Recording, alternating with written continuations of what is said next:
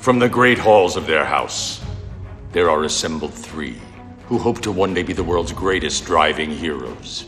Created from the cosmic legends of the universe comes our team captain, the Vision, Bill Fisher, and their soon-to-be Wonder Woman, Vicky Fisher, and our Captain Marvel and head flight trainee, Jennifer Scripchuk. Their mission: to fight injustice, share what is right and wrong, to get you out of your house and come out racing with them and serve all mankind. They are the Garage Heroes in Training Team. Welcome to the Garage Heroes in Training podcast. I'm going to be one of the hosts for this episode. And for one of the few times in recent history, I'm not the only host that's awake for the episode. I am awake today. My name's Bill, and the newly refreshed, wide awake, almost happy. I was so bad in my last podcast. It was awful. I swear there was drool coming out of the corner of my mouth. I was so tired. Yeah, if you listen closely, there's a thud in the middle of the podcast episode. That's Vicky's head hitting the table right in front of her. It was a day. Yeah, it was a day. Miss Vicky, we have a guest. Yes, we do. you know who we have?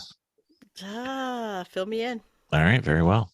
We have someone who's Mia's acting like she wants to be introduced as the guest. Mia, do you want to be the guest? Oh, okay, she's leaving now. Quickly. Look, she just shimmied right out, huh? Yeah, our daughter's like whoosh, like jets. Anyway, so we have a guest who has answered Dominating with Dawson questions much better than we do. He's also highly active in iRacing and working his way towards more and more active with real racing, like real world racing. Not that they're inferior in either way. And he now has the title of honorary guest Dominating with Dawson judge. We have Tyler Ayrton Stank. Welcome to the podcast, Tyler. Hello, thank you. Yay! That's right. So how's it feel being the first honorary guest judge for Dominating with Dawson? I gotta say, when I agreed to come on the show, I didn't realize I would be receiving such an honor. Well, we bequeath unto you. If I had a sword that reached all the way from our house to your house, it would be very heavy. It's probably less than 1,000 miles. Probably air miles. Yeah.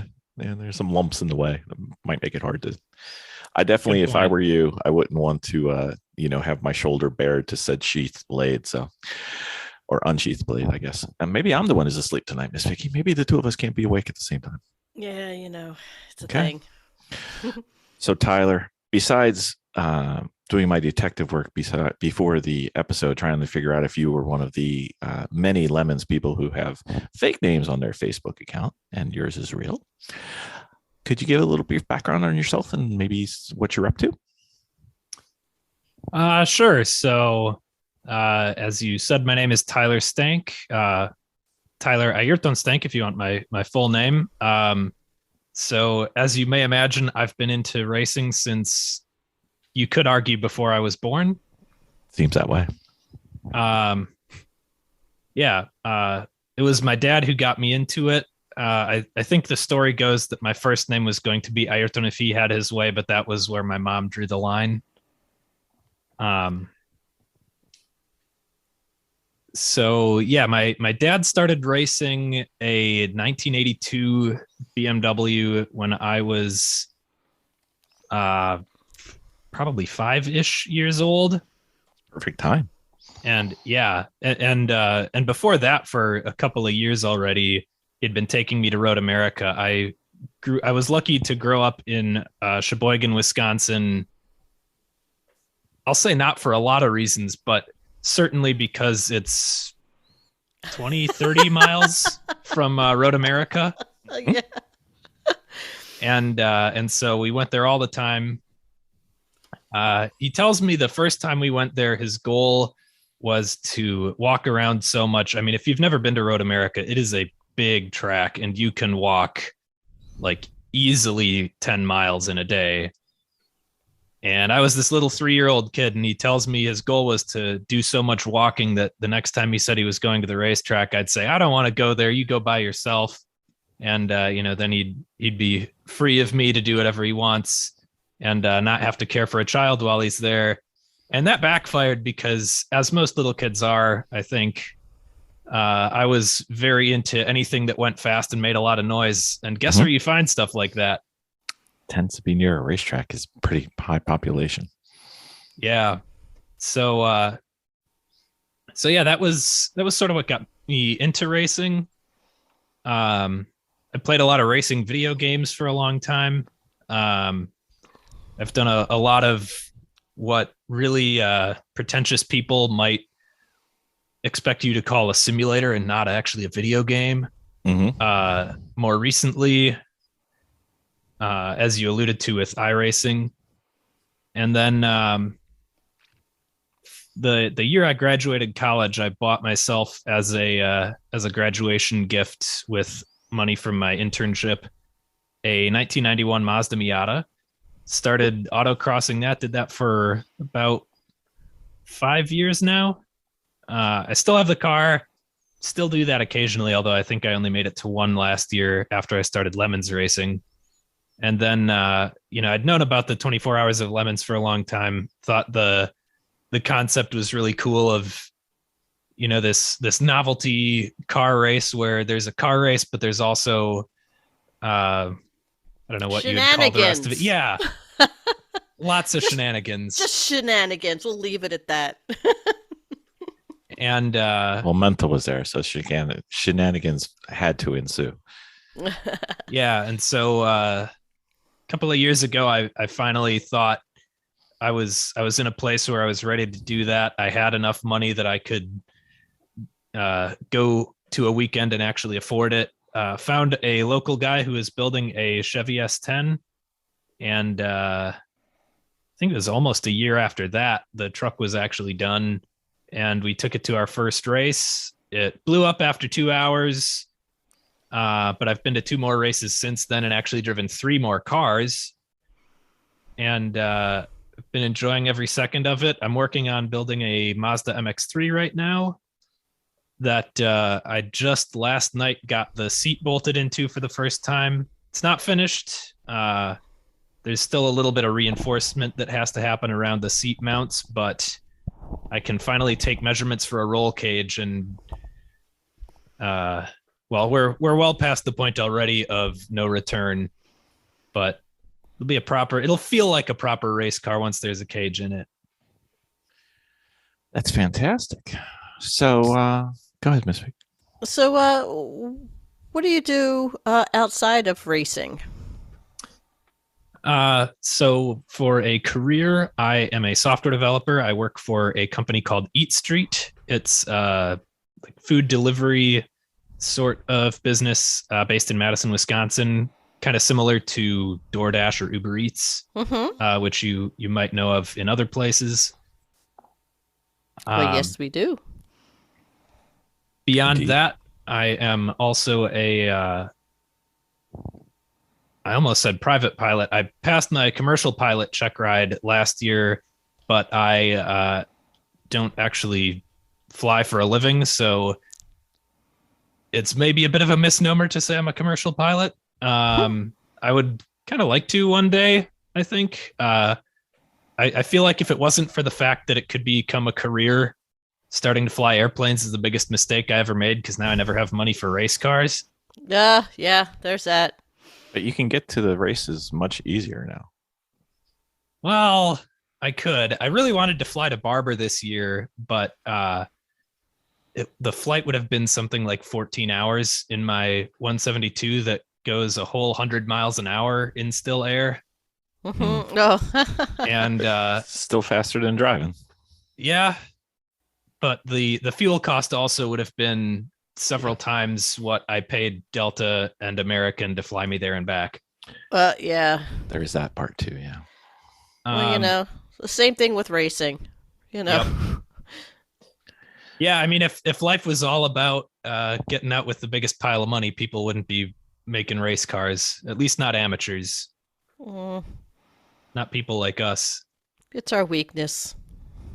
And then in addition to that, I am an amateur musician.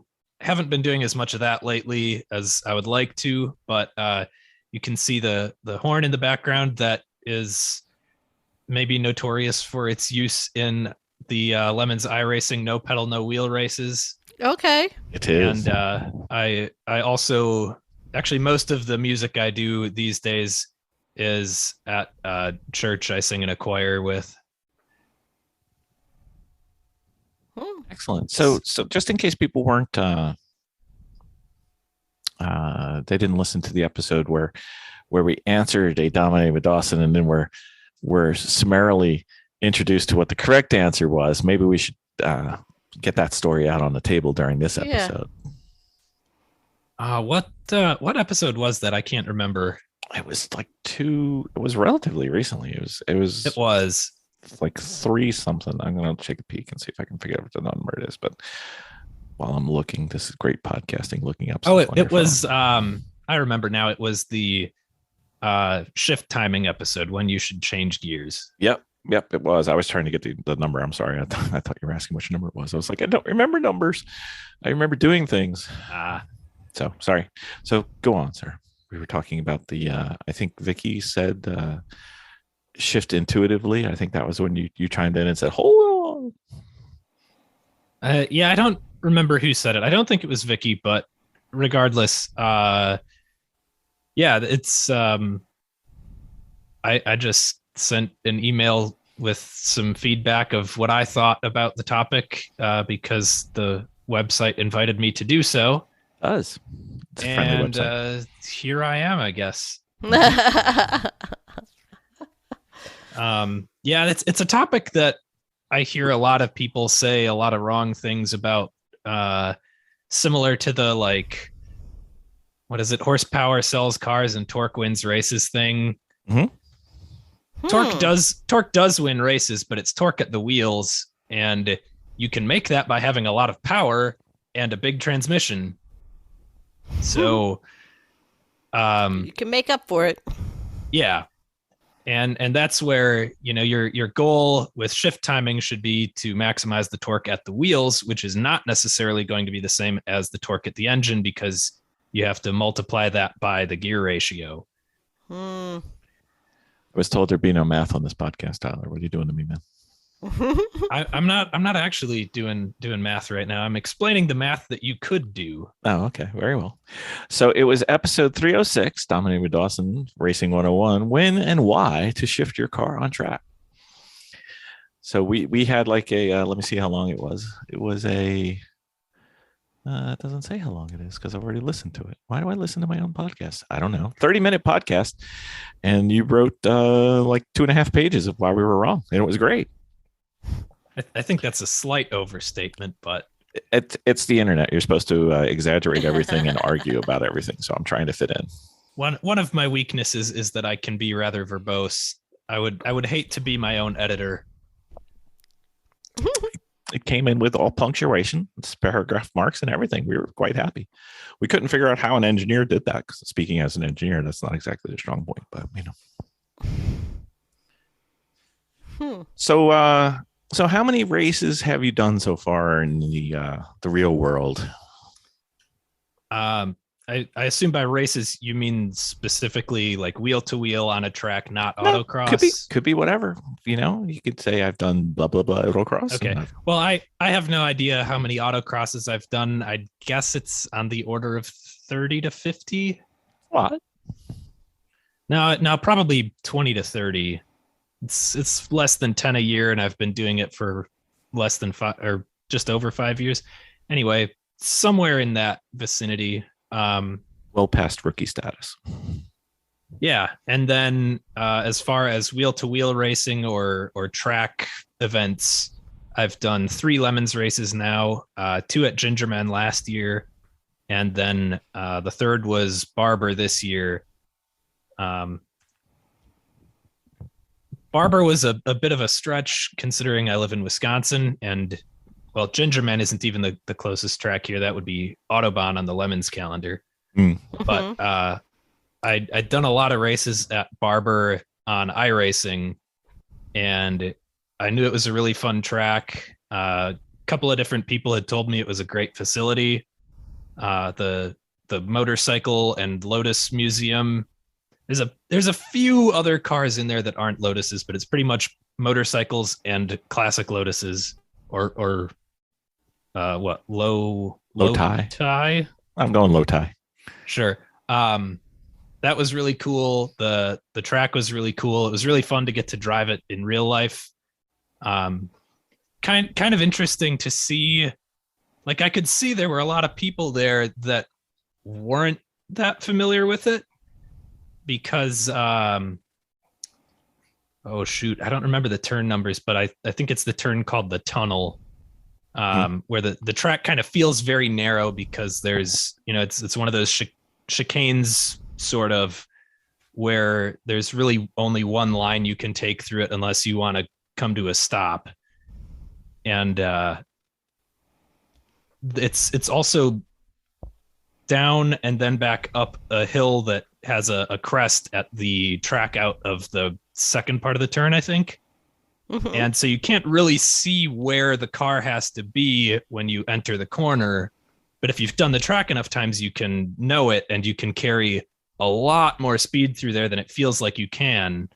And I was driving this fairly heavy compared to a lot of the cars that were out there, Crown Victoria, and just blowing past people on the entrance to this because they were braking a good 100 feet earlier than they had to.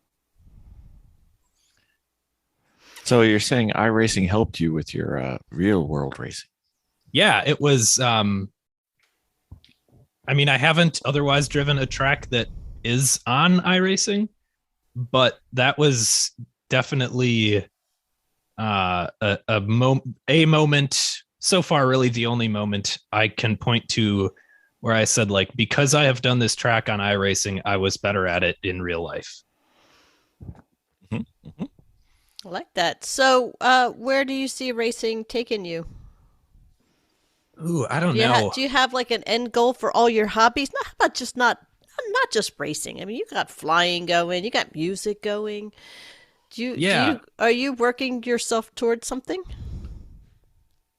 Right now I'm sort of seeing where it takes me. Enjoying life.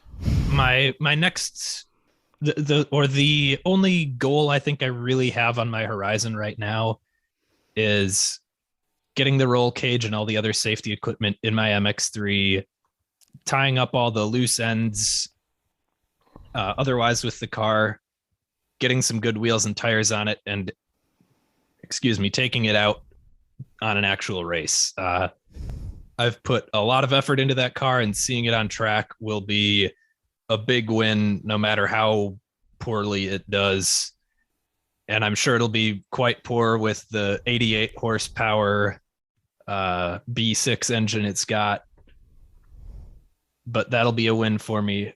I would really love to drive in the 24 Hours of Le Mans one day, like I'm sure a lot of your listeners would. But if I'm realistic with myself, that is incredibly unlikely to ever happen.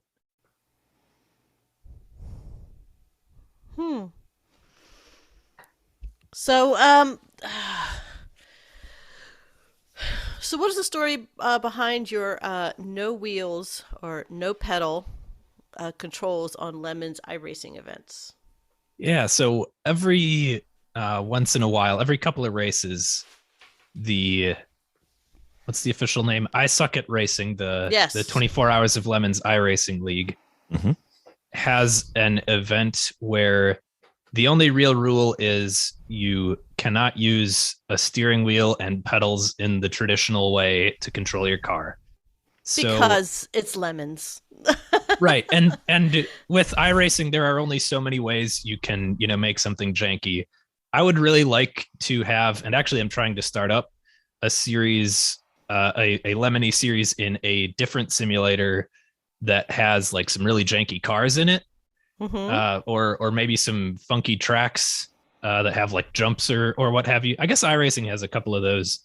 But iRacing is more geared towards simulation of actual racing. It's got actual race cars in it, not, old Wartburgs that someone put a cage into by accident and now it's a race car. It was an accident. Which I to be clear, I am 100% pro that, and the scare quotes are to imitate what other people might think of such activities.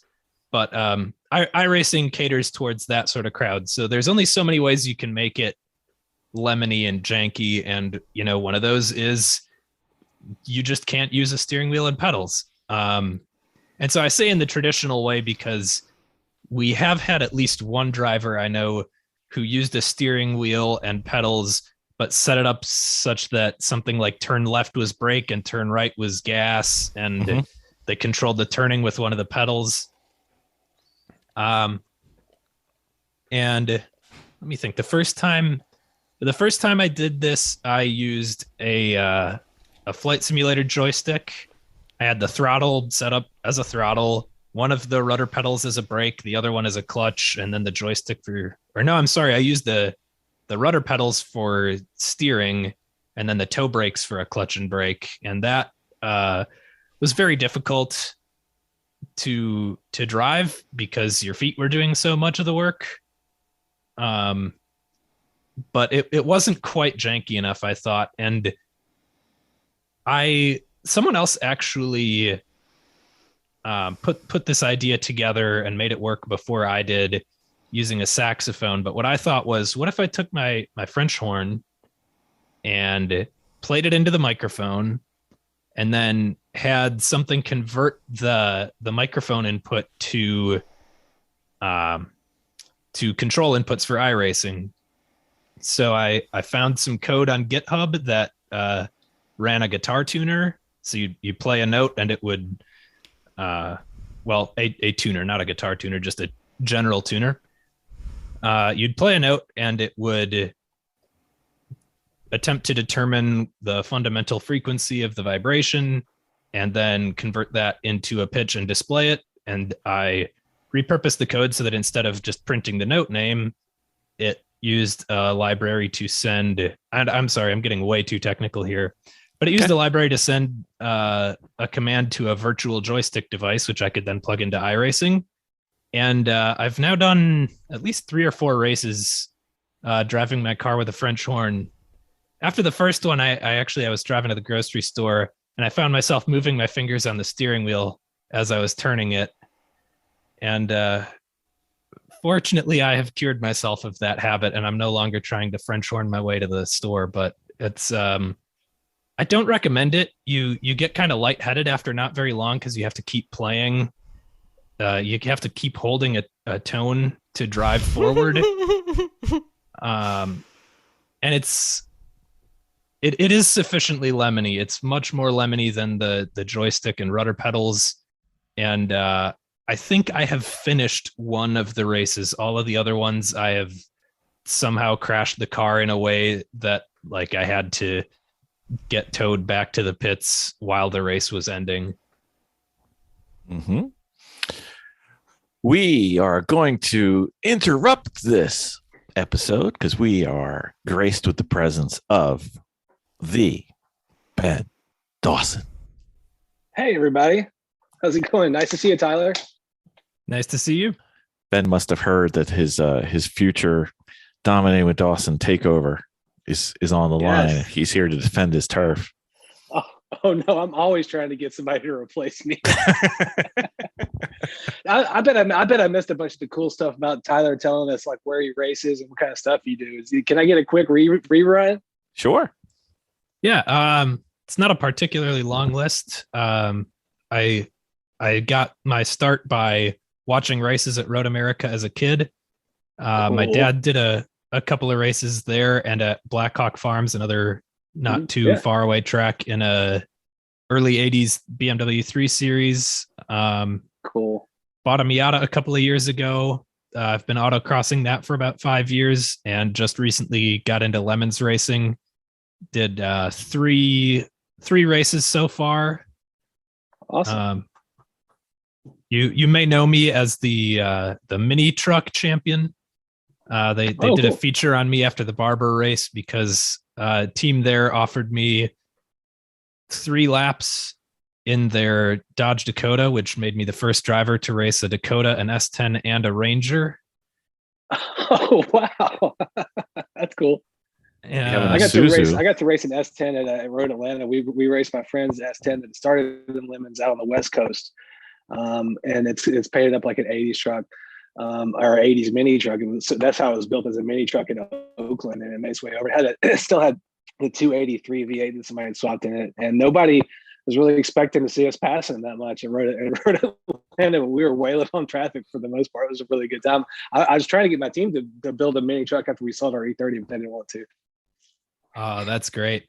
Yeah, the S10 and the Dakota both had roughly 2-liter 4 cylinders and did not go very fast. Perfect. Sounds like our cars. So we've got Ben here for a short time, and I thought we'd pull this little section out of this podcast and do our first ever Dominating with Dawson and guest judge Tyler Dominating with Dawson. Dynamite. So Ben asked if I had a question that we could do, and I said, why, yes, I do. Immediately said yes. I have a document with literally hundreds, perhaps even getting close to 1,000 of questions we could do. So we have two choices, gentlemen. We have, what are the best car mods to go faster on track? Or what is meant by CPR in racing? Ooh, Tyler's choice. Tyler, you're a guest judge. Does any of those tickle your fancy?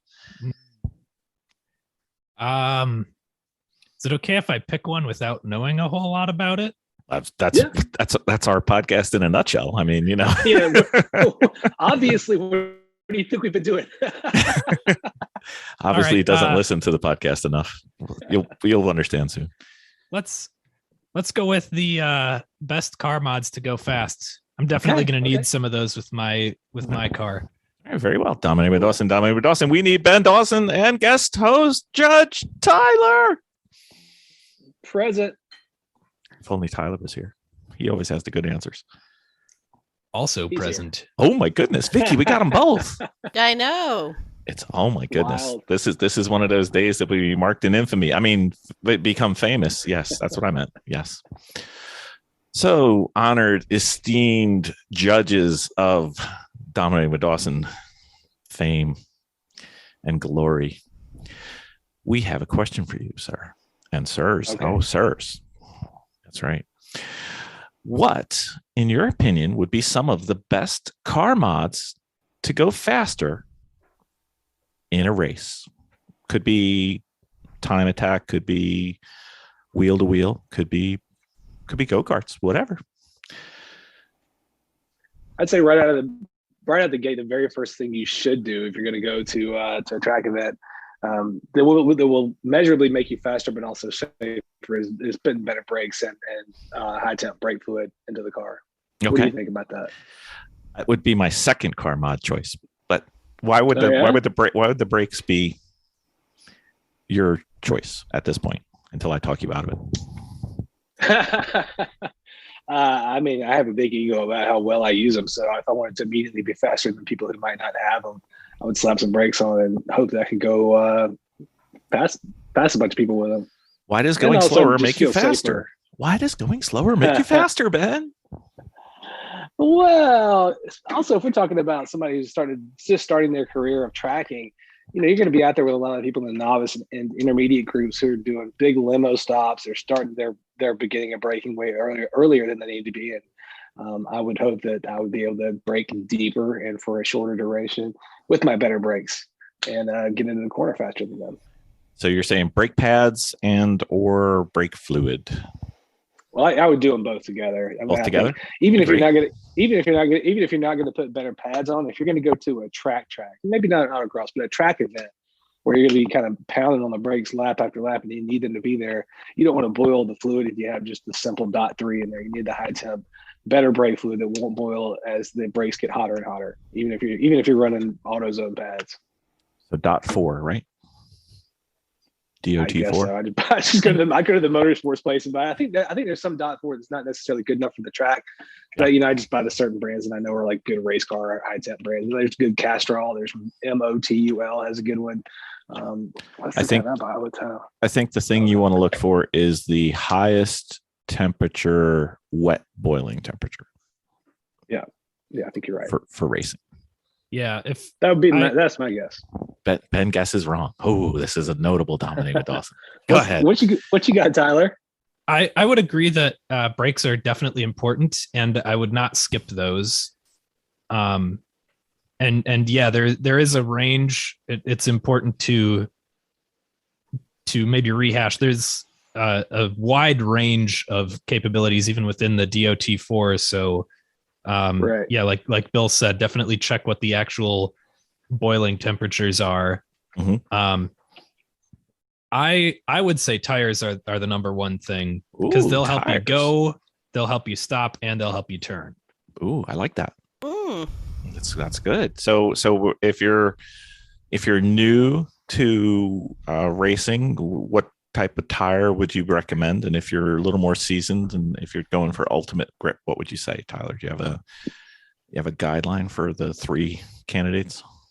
I don't really. That's we can get phone a friend. He's right here.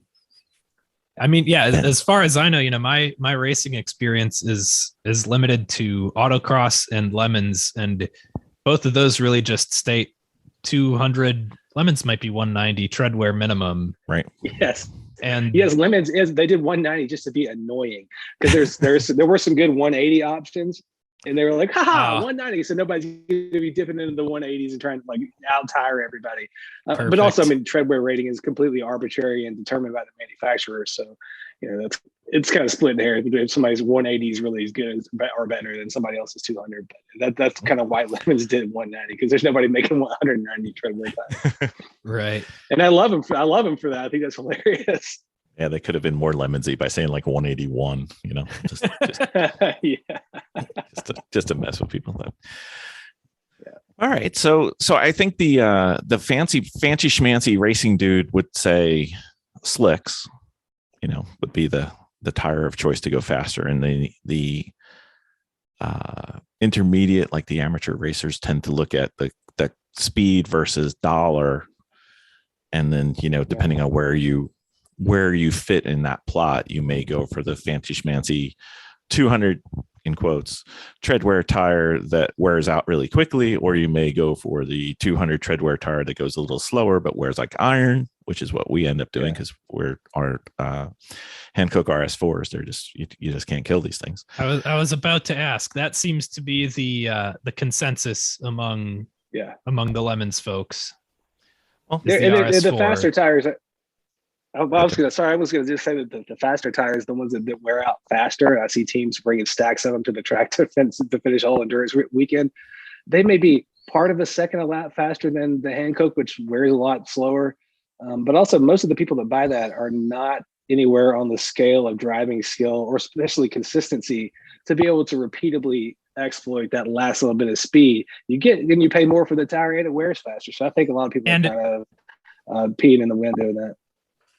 Yeah, and I suppose if you at least make it through a whole day and you can change your tires overnight, that's one thing. But the second you have to make a pit stop in one of these series, these aren't Red Bull mechanics with single lug wheels we're talking about. These are people. Nor do the rules even allow that in Lemons specifically. I can't speak for anything else. You're going to have to drive through the paddock back to your garage, jack the car up, change your tires, get it back out on track. Like this is going to be a couple of minutes of pit stop. You forgot you got to wake up your team because your radio doesn't work to change the tire. So yeah, there's that. There's some series where you can change the tire. I see people whip it out and do it right there on the hot tip and be pretty quick about it. But I don't think anybody doing the kind of racing that we do expects to be changing the tire during a day of racing. I mean, I think for the most part, even AER and WRL, I don't think any of those teams are expecting to do tire changes within a day. Now, some of these bigger budget teams, I'm sure, expect to wear a set out completely in one day and go to a new one. But I mean, for me, like our team, we could run a set of those hand cooks, not just one day or a whole weekend, but maybe a couple weekends and then have a test day, enough to test on. So yep. I mean, I want a tire that's going to carry me through a bunch of stuff. I don't want a tire that I got to say goodbye to at the end of the day. I'm not in that market. Yeah, most definitely. So you got to look at keep it affordable. Dollars per racing mile. You can spend a lot. You can go a little faster, and you wear out your tires more. It's up to the team. I mean, everybody's got their own choices. And I would say as well, even within that. Within that 200 tread wear, reasonable performance per dollar category, as you alluded to, there are tires that wear out more and less. And one of the factors you have to think about there is not only like how often are you willing to replace tires, but like what are you doing? And maybe even what are your goals? Like if your goal is to go out, go fast and have a good time, always go for the tire that lasts the longest. But if you are in an autocross, RS4s aren't going to win. You're going to want like RE71Rs or I think the new one's a RS. Yeah, it is. Yeah. So something like that though, which, you could take to a Lemons race and have to change at least once a day, possibly more. Right. But if you're doing an autocross, if you're doing autocrosses on them, they'll last you over a year unless you're doing it like every single weekend. Mm-hmm. Mm-hmm. Yeah, that's what I was going to ask. They would probably last you a long time if you're just only doing 60 to 90-second runs on them. And a lot of people that do that, I see people with little sprayers at autocross. Are they cooling the tire down to protect it, or just is that what that's for? I think it's just to keep it from getting so hot that it's beyond like its optimal grip range. Okay. Gotcha. It's going to have to be really hot for that, but I don't know. Yeah. I don't know. I've never actually measured the temperature of my tires after a run, but I think on one day where I was particularly exuberant in the right foot department, I probably had some tires that could have used some cool down. So going back to it, are pretty close back to back. So going back to it, but Ben's kind of the philosophy that we have as a team is until we're not the limiting factor, we just use the RS4s because until all our people are hitting the same times and we're all uniform and we're able to hit our lap times and hit our marks and everything, we're just going to keep that variable as the low cost option. And if we give up a second a lap, we routinely make errors that give up 20 minutes at a time. So a second a lap doesn't matter, so that's kind of how we're doing it. But what did we mess up? We didn't guess right. What is it? Well, I'm not done yet. We still have Miss Vicky, but we got one more thing on tires while Tyler came in. What would you guys recommend for the newbies, the first time going out to a track event or going out to an autocross or going out to a race? What tires would you recommend for those guys? You say, Tyler? I think I would make the same recommendation, at least for a race. Maybe for an autocross, I would say just run whatever tire you have on your car. Mm-hmm. It's going to be cheap. It's already there. It's probably going to give you plenty of warning before it does anything that might catch you off guard in terms of making horrendous screeching noises. And it probably, if you're just doing like one day of autocross, you probably won't even notice the additional wear on it. So the mucho machos are the way to go. But if you're going to a racetrack where you're going to be seeing high speeds, and maybe being out there for extended periods, certainly more than 60, 90 seconds, I would think you'd want something that can handle the temperature and that is going to give you that little bit of extra grip you might need if you mess something up and really need to stop the car in a hurry or change direction in a hurry or whatever. It'll just be better at all of that.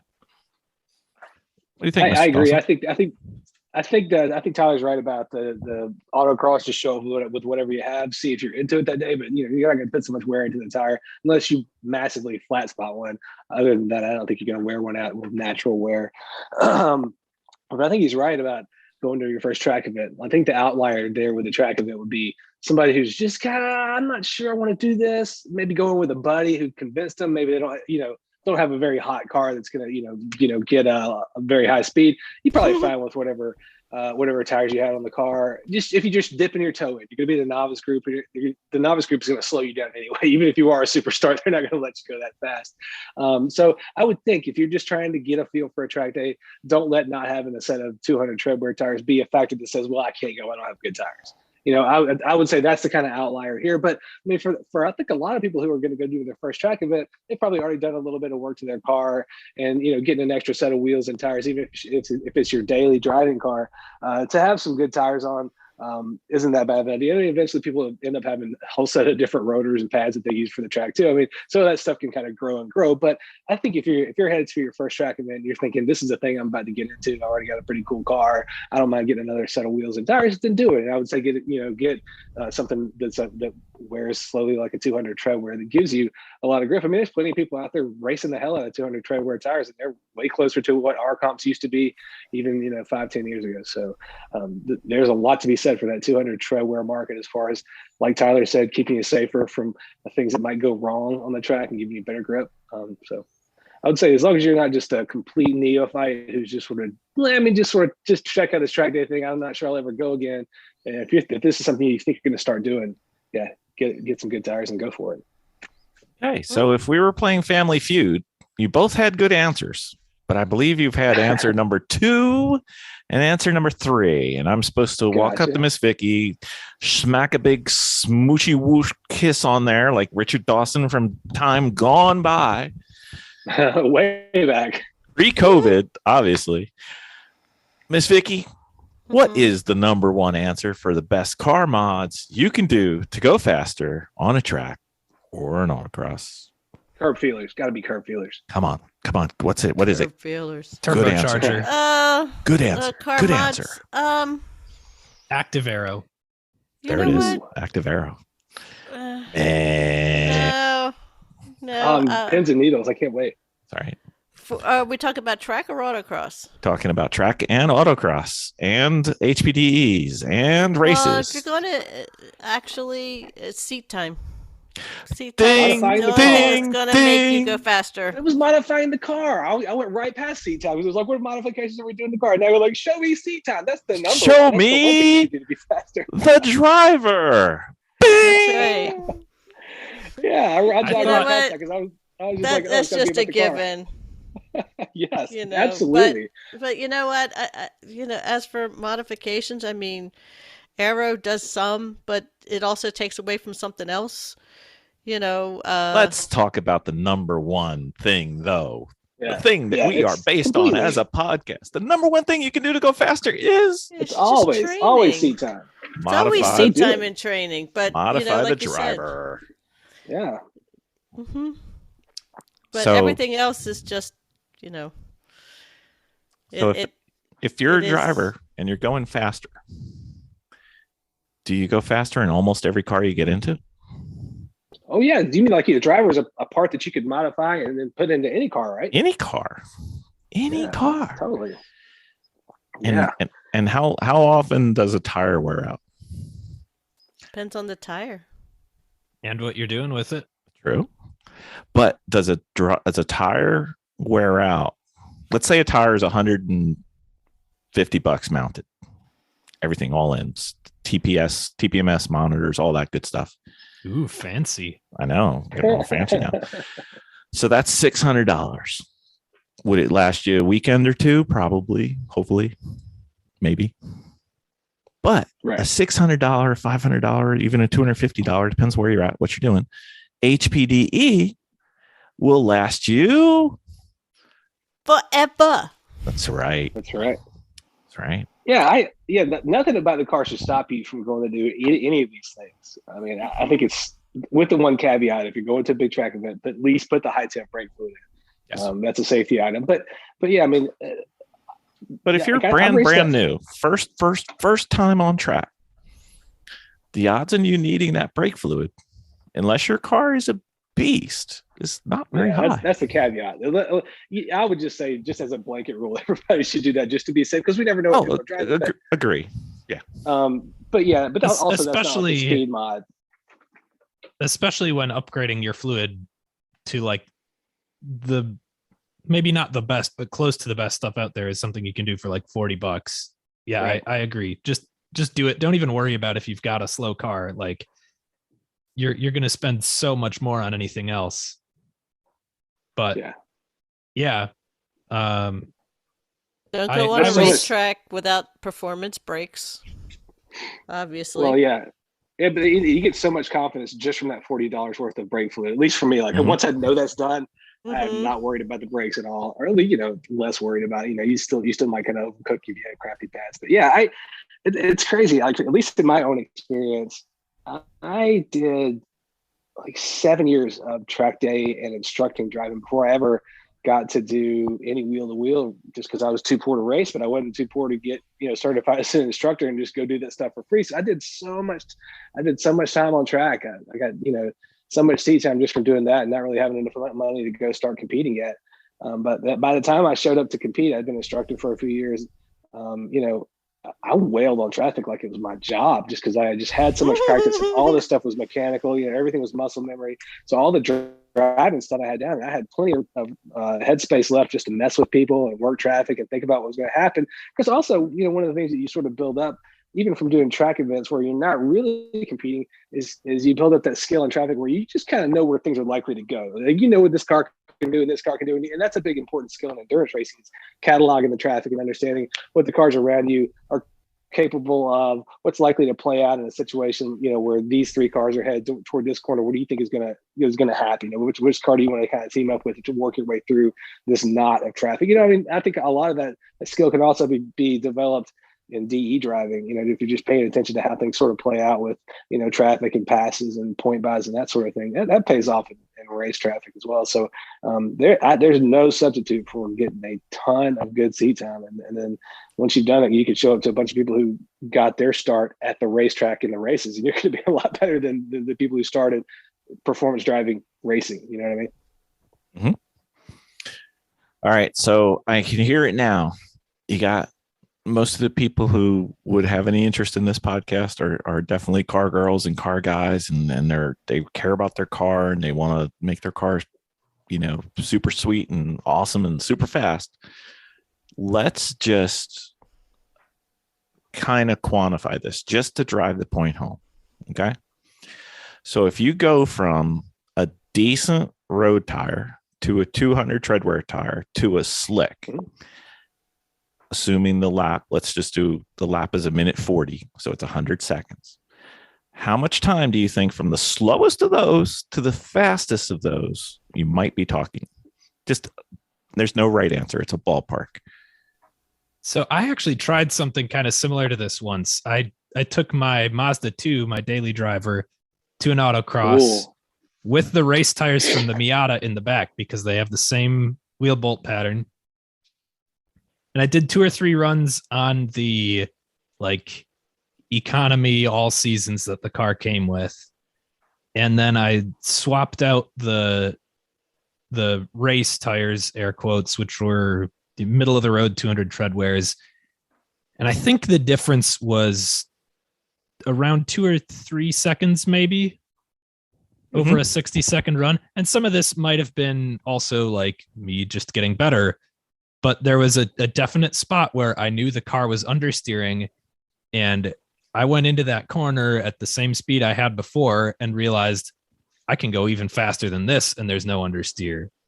Right. So yeah, I think it was probably 2 seconds over 60. So if we bump that up to 1:40, maybe 3 to 4 seconds. And then if we bump that from 200 treadwear road tires to racing slicks, I don't know, 5, 6, maybe a little more than that. Yeah. Does that seem about right to you? I would say there's at least most of a handful of seconds between those tiers.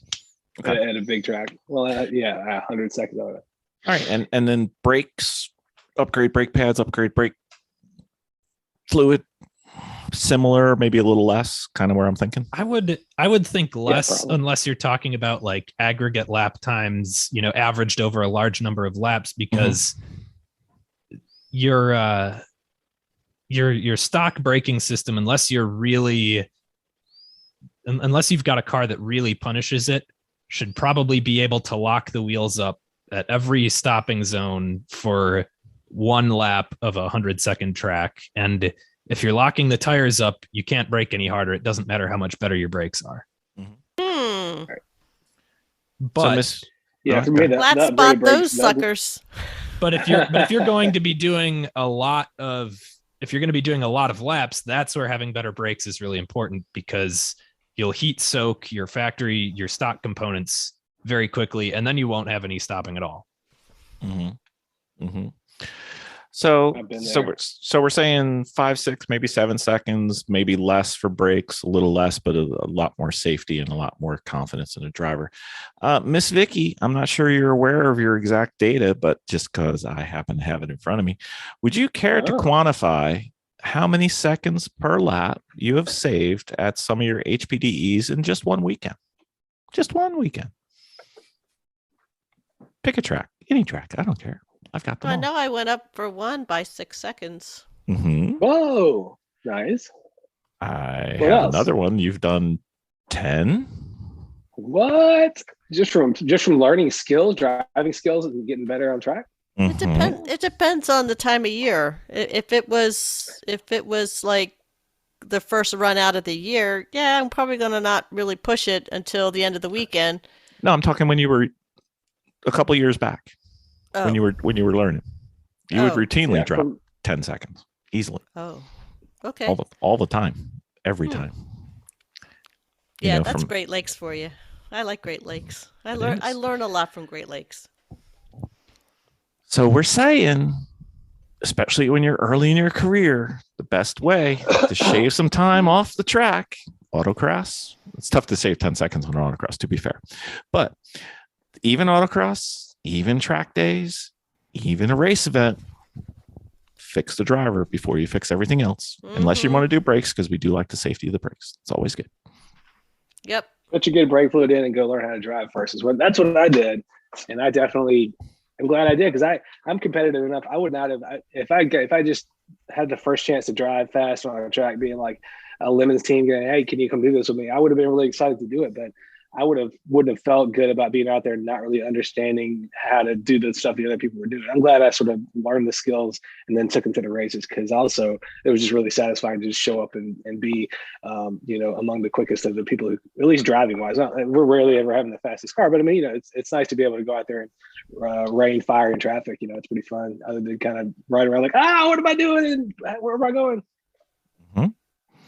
I definitely agree with that. In my defense, I thought we were talking specifically about like stuff you could buy and bolt onto your car here. We were. The question said, what can you do to the car? So that's why you and I, the smart people, answered the way we did. We got bamboozled.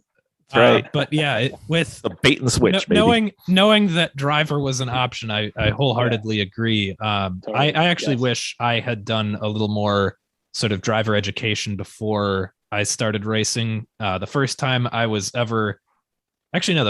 drove on a racetrack was at Road America when it was covered in snow. I did a parade lap. Wow. But the first time I drove quickly on a racetrack was Ginger Man last year at the Rust Belt Grand Prix in the 24 Hours of Lemons, in a truck that was getting passed by everything. But I thought I heard something about iRacing when I first jumped on. Are you doing a lot of iRacing? I have, and that I think substituted for some amount of real world education. I certainly was a lot more comfortable in traffic because of that. Yeah. But I also definitely not at Gingerman. So not Gingerman. Barber. I did get to drive that. I had to use a different sim. I don't think the model of the track was as good. There wasn't a whole lot of detail It might not have even had like flag stations, so I didn't know where to look for those without like consulting YouTube videos. But yeah, I think learning, especially with like multi-class racing like Lemons, learning how to be passed, how to pass much slower cars, although that wasn't really an issue in the S10. I think we were the third slowest car on the track, and it was a pretty close margin. That definitely helped a lot. But as far as like actually racing and driving fast and putting in good lap times, I definitely have some bad habits that it would be nice to work at. Would have been nice to have already worked out with an instructor before just hopping in the truck and going for a race. Yeah, I have something to add there. It's completely acceptable to use iRacing as a way to learn how to drive and get good at the sport and just show up and do it. Like our friend Ian Corf, who wrote the book and is a pretty masterful racer himself, he's gotten fast mostly from iRacing.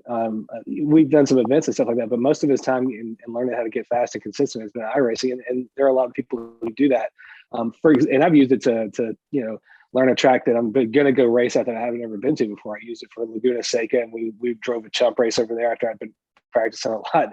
I'd never been there. Ian and I went down there with the third person, and we came in third place. So you can definitely use it to just prep your overall driving, prep for an event you're working up toward. Another example, you were sort of talking about one that didn't have the exact flag stations. I was going to go race a night race, 8 p.m. to 8 a.m. race at Las Vegas with Chump. This is back when Kathy ran Chump over there.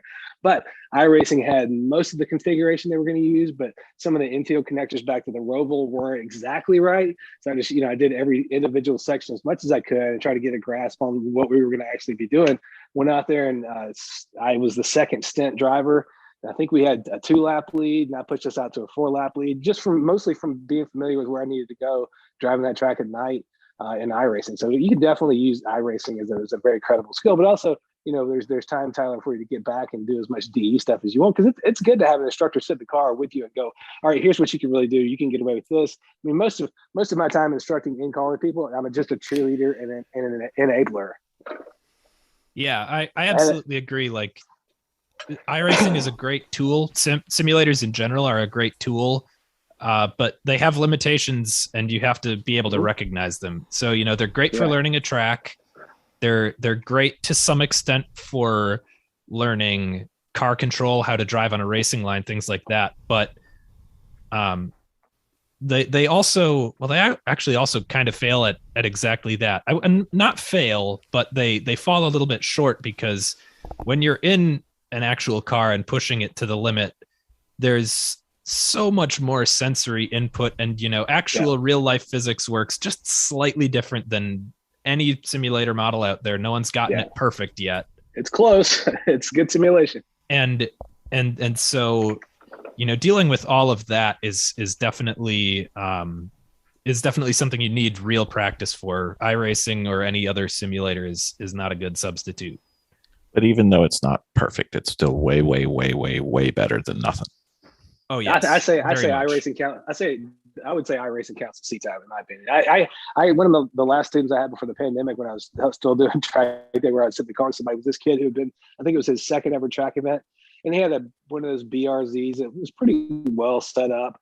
But this guy had done almost all of his learning on iRacing, and he's the only student I've ever had to say, okay, back it down. You can't quite get away with that there. I know it seems like you could, but I mean, he was just going for it.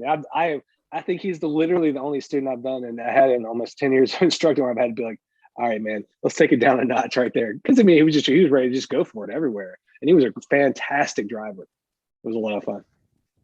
No reset button in real life though, buddy. That's right. Nope.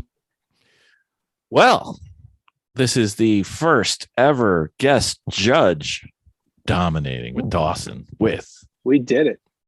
Ben Dawson and Tyler Stank and Miss Vicky. Thank you, Tyler. Thank you, Vicky. Thank you, Bill. Thank you. Yeah, thank you, everyone. And now back to our regularly scheduled program. Yeah, I'm gonna dip back out. I don't know if they told you, Tyler, but my whole house has COVID except for the baby, so I'm not feeling amazing. So I'm gonna get back out of it. I really want to pop in. We're on the upswing out of it, but it's still not great. But I did want to jump in and meet the famous Tyler who's taught us so much. And get to say I hope to meet you in real life very soon. Yeah, I hope to see you at the track. All right. Thanks Thank for you popping guys. in, Really Ben. appreciate it. All No right. worries. Good night, Bye, everybody. Ben. Feel Hope better. everybody's feeling Bye-bye. better, man. Thanks. All right. Thanks. Captain's Log Supplemental.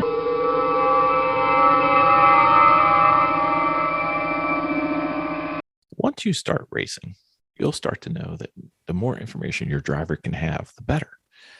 One of the things that we found is that the Sentinel system allows you to be able to not only get your driver the information that they need, but also be able to share the information with the pit and anybody who's got internet availability. You can integrate your AIM data.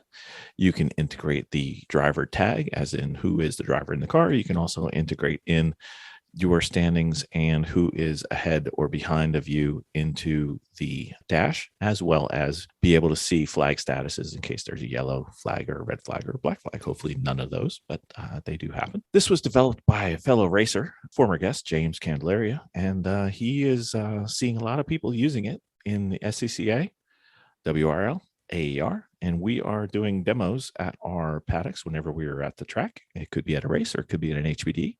If you're interested and want to come in and see how it is, we can give you a demo. And if you find that it's something that would be helpful to your racing, please use our discount code, which will save you 10% on anything that you buy. And it is creatively GHIT, GHIT for Garage Heroes and Training. So hopefully you will find that the Sentinel system is as useful for your racing as we have found it for ours. That was fun. It was. You know who's really, really excited about doing that? Me, because I'm out of dominating with Dawson's because he's been sick for so long. It's killing me. Like this Poor one's coming guy. out next week, long before your episodes are. Okay, so where are we at? Upcoming race schedule, I guess, Miss Vicky. Yeah, what is your upcoming race schedule? Do you have one? Yeah, I was hoping to race at the Ginger Man, I think it's called the Rust Belt GP again in late June, but I am going on a vacation to Zion National Park that week, or starting that weekend and for the next week. So I will not be able to do that. My next race, I believe, will be the Lemons race at Autobahn, whatever time that is. I think it's early or mid-August.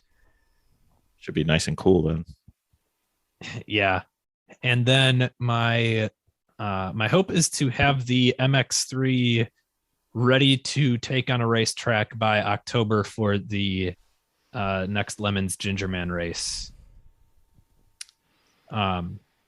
Also, one of the, this isn't really on my schedule. It doesn't have a date, but one of the Lemons iRacing drivers I've met drives for Scheissmeister Racing. He's got their Porsche 944 Turbo, and he's been telling me we need to drive it at Road America sometime. And I'm very much looking forward to that, but we have not been able to actually make a weekend work yet. So that may happen this year, but so far we haven't found one that's going to work. Awesome. All right, very well, Miss Vicky. Yeah. Let me see. What is your race? Do you have a racing philosophy? Do you something you tell yourself internally when you're out there? I was Get you worried you were going to motivated. ask that question. Yeah. I don't really know. What is a racing philosophy? Well, it's kind of Not like to act blow like a into the philosopher here. go into the blow into the French horn, not suck. That's probably a good philosophy. Ah, ba-da-ba. I don't remember which driver it was. I kind of want to say Jackie Stewart, but that's slightly more than just pulling a name out of a hat. But my dad told me once that one of the ex-Formula One world champions, I believe, would, as he sat in the car before the start of every race, imagine a beach ball deflating to try to just clear his mind. And I like to do that. That's not so much of a philosophy as a like Ritual. how to have a Zen moment as you get in the car. Mm-hmm. At a Lemons race, it could actually be happening, though. You might not be, imagining. You might just be watching. True. Very true. Yeah, I think I don't know. Go fast, but be smart. Maybe is that how a philosophy works? Go fast, don't die. Is always a popular one. Yeah, I mean, I'd like to say just go fast, have fun, and don't worry how you finish. And I guess in my actual racing world, I've never been driving anything that was like really competing for a class win or anything like that. So that kind of worked. But when I get into iRacing, I am way too competitive to not care how it turns out. And also it's way too easy to like watch the ticker that says you're in second place, 15 seconds behind the leader. Chop, chop. Race ends in 10 minutes. Yeah. So, do you are you an arrive and drive, or are you have an official team that you race with at Lemons when you do the Lemons races? I think you would classify me as an arrive and drive, definitely for 2 of the 3, possibly for all 3. I've helped the owner of the S10, which by the way is the one that, if you watched last year's June Gingerman wrap up, had the Fisher Price dial on the hood and the big red handset over the bed. I helped him work on that truck. I actually made the mechanism that allows the dial to spin, and then it has a nice damped return to center so it doesn't just slam against the stop when you dial a number. I don't like own a share in the truck or anything, though. We just worked out a fee that I would pay him to drive for the race. Sounds like a arrive and drive to me. Yeah. And then the MX3 is, well, that's going to be my regular team. We'll see how I fill it up with drivers. I don't know how that's going to happen yet. Just Iron Man it. You'll be fine. Miss Vicky. Go ahead. Okay. All right, Tyler, you've made it to the part of the podcast where we like to call it the Fast and Furious Storytime Questions, where everybody starts to learn a little bit more about you and makes up for some of our inane questions that we often don't learn everything about you. So our first one traditionally is, what is your first car and what was the worst car you've ever had? My first car, how do you measure this? Is it by the name on the title or by car that you drive regularly? You can do both.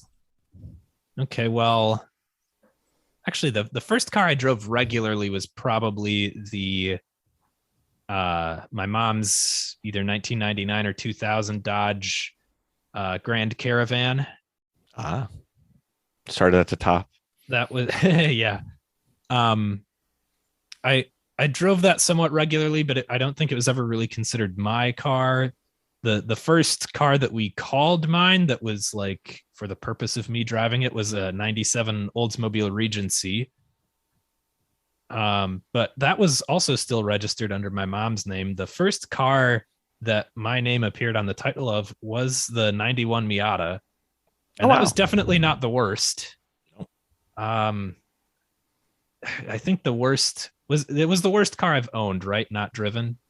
Doesn't really say. It's whatever you want to do, sir. Ooh.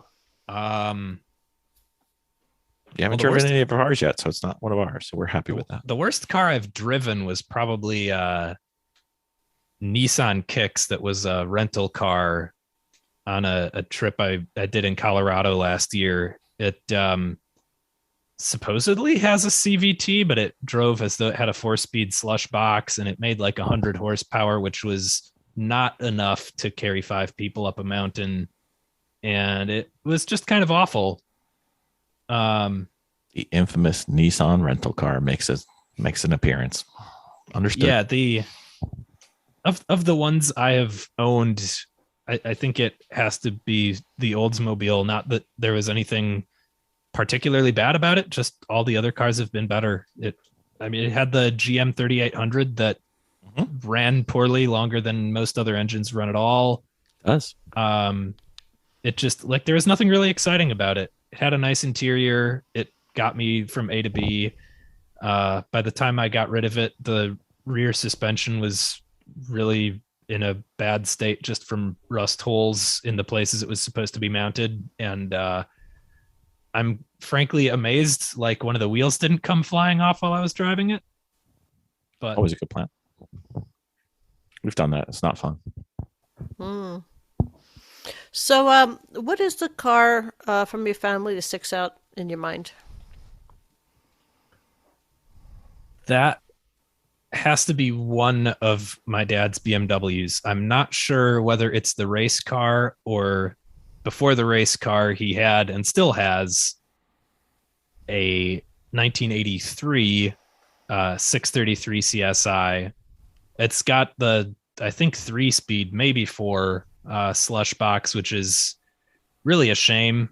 It's just not an inspiring transmission in a really nice Grand Tourer like that, but it's it sounds good. It goes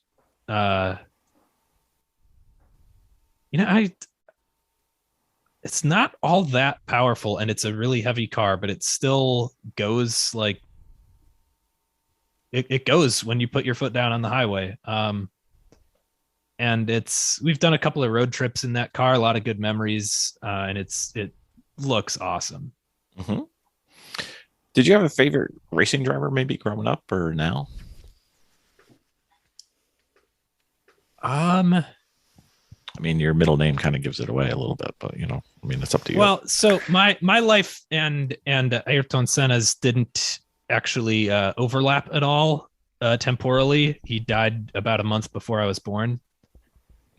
I feel like I would be a big fan of his. I always love watching old videos of him driving. It's just incredible watching like what he would do in those rather primitive by today's standards Formula One cars. Mm-hmm. Or in loafers. I think yes. That was in the NSX though, not an F1 car. True. But still in loafers though. Of today's professional drivers, or those that were driving a while I was actively watching, paying attention to the sport, I would say Sebastian Vettel. I think, I don't remember this terribly well, but I guess he was not well regarded by a lot of people while he was at Red Bull, but I think when he moved to Ferrari, he was also had his moments where you think, come on, man, you're a professional driver, like act like a grown up. Also, don't make these silly mistakes. Now that he's racing for an uncompetitive team, I still really want him to win. And once in a while, you get really good performances out of him. But he's just shown that he is like a really nice person when he doesn't have all that pressure on him. Mm-hmm. Seems like a good guy to go out to dinner with or something. Yeah, definitely.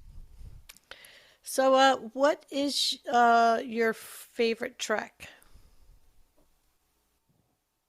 I answer iRacing or real life. It's up to you. Yeah, both. I mean, I gotta say Road America. I think similar to my dad's BMW, lots of good memories there. I could any weekend of the year that it's not like snowing or thunderstorming, I could go there and just walk around. There wouldn't even have to be cars at the track, and I'd have a good time. Mm-hmm. And then they have cars there, and it's that much better. It's like a great place to go, even if you don't like the cars. It's like a park. Yeah. So we're gonna win the lottery. We're gonna buy an island. We're gonna put a track on it.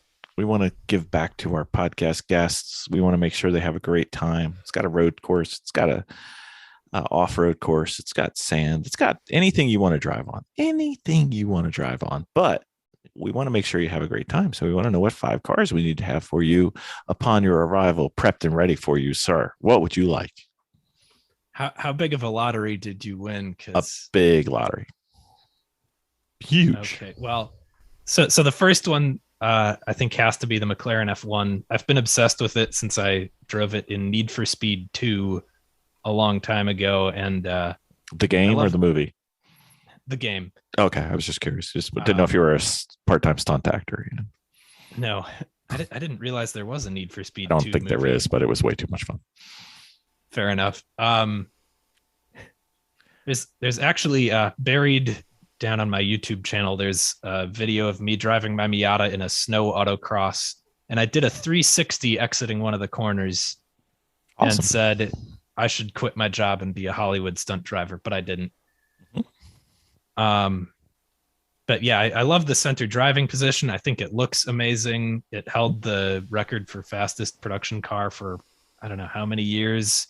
And all the ones that have beat it have like almost twice as much power and weigh twice as much. So I'm not really interested in driving those. And it's got a V12 that just sounds amazing. You got 1 car. You got 4 more. That's going to set you back quite a bit, though. It's a big lottery. Don't worry, we'll be fine. All right. The track wasn't cheap, sir. Don't worry. So this island, is this like a big island where I might have reason to have like a nice grand tour to drive around, or would that be too small? I will make the island the size that you want it to be. Okay, I think. So I think the next 2 cars you got to have are like a nice grand tour that's just pleasant to drive, and a classic, ideally roadster, but a classic car that sort of goes back to, the time when driving was just man and machine and there was no computer in between. And these could maybe be combined, but I'm going to have 2 separate cars. I think it's going to be a BMW 850 CSI. Okay. With basically the same engine as the McLaren F1. Doesn't sound as good though. No, but it's definitely going to be more pleasant to take on the highway. Sure. And a Ferrari 250, not the GTO though, the Testarossa, with the pontoon fenders. So you saved us a couple dollars there. We appreciate that. Yeah, a few million. Yeah, but couple. Now, 2 more. I gotta have a race car, of course, a strictly track car, and I'll probably have like whatever the highest spec 911 is for that. That would be a good thing to do, I think. And then GT2, I guess. Maybe that sounds right. And then do I have to tow my cars around? No, we'll have some of our people take care of that for you, sir. Okay. Well, then the last one's got to be something for off-roading, and I don't know that much about off-roading. Maybe a Land Rover Defender. Okay. I've seen people driving those a lot. I don't know much about them. A lot of people like the trophy truck idea, so you can do that as well. Ooh. Yeah, that would be a good one. Okay. That's 5. That's all you get. Mm-hmm. We just got to play the lottery now. We're almost there. We're 1 step down the road. I'll give you some options. If you want to save a little money, I'll go with or if you want to save a lot of money, I'll go with a Jaguar E-Type instead of the 250. But it's got to be a Series 3 with the V12 because I like 12 cylinders. It sounds like it. You've got 3 of them now. And maybe I could have a spec Miata to join in the fun that I know everyone else is going to have instead of the Porsche. That sounds like fun. Miss Vicky? Mm-hmm. So, what is your favorite car, movie, or car from a movie of all time? Car movie would probably be Le Mans with Steve McQueen. Mm-hmm. Car from a movie, it's got to be one of the James Bond cars. It's a cool car, and it's got Kinds of stuff. fancy. Yeah. Usually a don't know, passenger as well. Sorry, what was that? Usually a passenger as well, because he never seems to drive alone. Right. And as far as that goes, it'd be tough to choose between the DB5 that he's had in like 7 movies now and the Z8 from The World Is Not Enough. Oh, okay. All right. My last one for the evening is, which car that you raced against in your Lemons races would you want to switch into and get some laps in, and at which track? Doesn't have to be the track you were at either. Ooh, that is that's tough. There's some real good ones. You've got all the trucks covered, so you got to go to a car now. Right.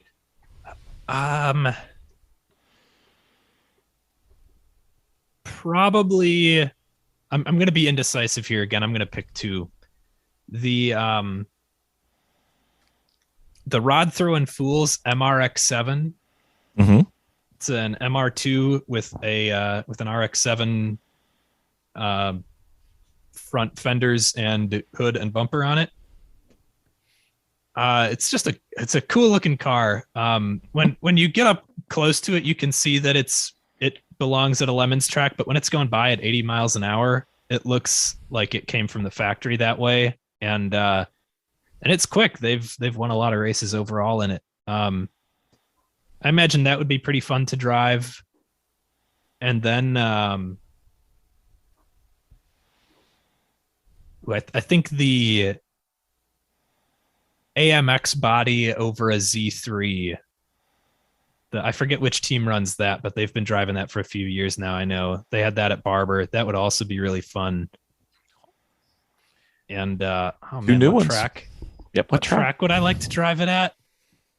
I don't know. A track. Okay. Barber was a lot of fun. I'll go back there. I'll do Barber again. Barber it is. Miss Vicky, what's your favorite last one? What is the worst car in history? The worst car in history. For you, I mean, it doesn't have to technically be the worst car. But I mean, to you, it's just like, oh my God, I can't believe they put that out. It's terrible. It's awful. It's horrible. Can't believe you're ending the podcast on a downer. Any crossover ever. Okay. That's a good answer. They're legit. They're not good enough at being cars or SUVs. And well, actually, I don't know. Maybe they might actually be a blessing in disguise, because they allow you to see, whenever you see one on the road, someone who definitely just cares about getting around, and you can't expect to do good things in traffic. I'm generalizing here a lot, and I don't normally like to do that, but I do try to stay as far away from crossovers as I can on the road. And you got to realize the good thing about it is that if you're driving like a Mazda MX-5 Miata, you can always see further down the road by looking under the car. So that's fun. So if people want to stay in tune with you and follow you with your French horn and your driving exploits and perhaps your future as a aviator in whatever realm that you wish to aviate, how would they keep up with you and follow along and see the exploits of one Tyler Ayrton Stank? Yeah, I do a lot of race car posting of the progress I'm making on the MX-3 on Instagram with @the_Stankinator as my username. I like it. It's a fun one. Yeah, I have two YouTube channels. I try to separate my flying and driving content. Neither one is particularly special, though. The driving one is just my name, Tyler Stank. The flying one is Uncertified Flight Instructor. It turns out editing videos is a lot of work, so I don't do it all that much anymore. Not that I ever did a lot, but I do even less now. Those would be the best ways. I'm not on Twitter or anything. I don't accept Facebook requests usually from random people, but I suppose if you're listening to this podcast, there's a good chance we have some mutual friends, and I might try to vet you out, and maybe I'll accept or maybe I will not. I try to avoid Facebook anyway. It's a terrible place. No way I'm going to say anything negative on that statement, but I blame Three Pedal Mafia for dragging me into this thing because it was the only way I could get to them on their Everyone Racers podcast. So we'll do that. But so, Tyler, you made it through your first ever podcast. You made it through your first ever Dominating with Dawson as guest judge. You're not sweating. You're not shaking. Are you sure? Is like the camera fidelity good enough to really be sure of that? It's right on the edge. Your fears have been, hopefully lessened, and maybe we'll talk you into it again as a Dominating with Dawson guest judge. Oh, yes. Tyler Stank. Thank you for coming on, Tyler. It was great. Thank you.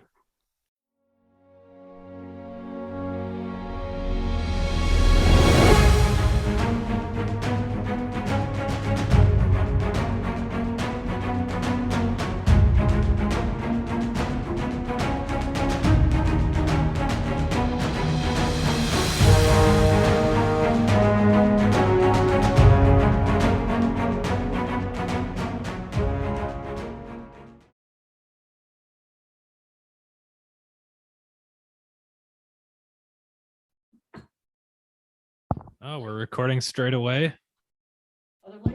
Hello, sir. Yes, please. Can you hear me? Yeah, I can hear you. Can you hear me? Oh, yeah. You're all fancy now. Look at him. He's got better stuff than we do. He answers better than we do. He's got more equipment than we do. What the hell? You're not secretly like Matt Farah or anything, right? No. Just checking. I mean, you got all the stuff. You might have like a filter that turns into Matt Farah. No, I just got a oh geez, how long have I had this for? I don't know. I bought this used like probably a good 10 years ago, and surprisingly it still works. But I got like a cheap crap, what do they even call it? Like audio interface to plug my microphone into, and then a microphone that I bought after looking on forums for like what microphone should I buy for $100, and this one was recommended because if you ever upgrade, you'll still have reasons to use it, and you'll like take it to live shows or something, which I've never done. I've never upgraded, nor have I taken this outside of my own studio. What kind of microphone? It's a Shure SM57. Mm-hmm. Yep, that's a good one. You got that for $100. Wow, that's good. Yeah, ish, something like that. And this was like a decade ago. So, yeah. Also, wow, yeah, I got this microphone when I was in high school, so it has to be like 10 years old. Oh. Wild. It doesn't look like it's 10 years old from. Yeah, that's because I don't use it enough. Well, there is that. There is that. Vicky's on her way, so we're just kind of killing time. So, how you doing, sir? I'm doing pretty good. Just got a date from the Army finally to go see if I can get into helicopter training. Oh, wow. That should be fun. So, yeah, I'll be going to Milwaukee next week to do a bunch of tests and then have a doctor examine everything that's wrong with my body and hopefully give me the sign off, except for, of course, training. Yeah. So no insults whatsoever, but Lemons has their tradition of people using different names in their Facebook profiles than what their actual name is. So I have never gotten a concrete answer as to whether Tyler Center Stank is your real name, your wannabe name, or a mixture thereof. No, Tyler Ayrton Stank is my actual name. It's what you'll see on my driver's license. Okay. That's right. It's Ayrton. Sorry, I put Fasana. I knew what it meant, but I was working from memory. All right. Yep. Very well. All right. I was just making sure because, Wally Stefanovic. Right. You know, You can confirm this with judgmental because at the last Gingerman race, I left my wallet on top of an ice machine when I was picking up lunch and just set it down somewhere, as I have a distressing habit of doing with things. And he opened it up and pulled out the license and was like, "Oh, I know who this is." Yeah. Of course, he probably could have said that about like 3/4 of the grid, but yeah, he does kind of have a few. So it's okay. Vicky just made tea for me, so she's working her way back to logging in. So that's nice. I might have to leave in the middle to do that myself. Well, you can go now if you want. It's she's suppose holding it's- you up. It's kind of a cold day here. I know. Need I can't something to warm decide. up. You know, she gave me hot tea, and it's like, when it's like way too hot tea. So It's always like that when it starts for me. Yeah. Has your weather been doing the same thing where it's like 80, it's 40. cold? Yeah. It's cold, or like heck, March was really nice at the beginning, and then Yep. it got cold like through mid-April, and then it was really nice for 2 days, and now it's Yep. cold again. So Vicky took a picture of a pretty pristine, not 100% pristine snowman. It was 60 degrees. It had snowed 6 inches the day before. 60 degrees. All the grass is green. There's no snow to be found. And there's a snowman that doesn't look all slumpy and stuff. It looks like he was just made the day before, which he was. And she just took it. And she's like, I think when she posted it, she said, Mother Nature's on a bender. So Yeah. I remember two jobs ago, like the week I got laid off, we had it was late February, I think, and I want to say 2017. We had like 1 or 2 days that were in the 60s in February, and I remember I went to the Memorial Union Terrace, and I sat down on one of the steps of the terrace with my laptop because it was 60 degrees in February. And I was working on the terrace with my feet on the ice of Lake Mendota when it was 60 degrees outside. yeah, it's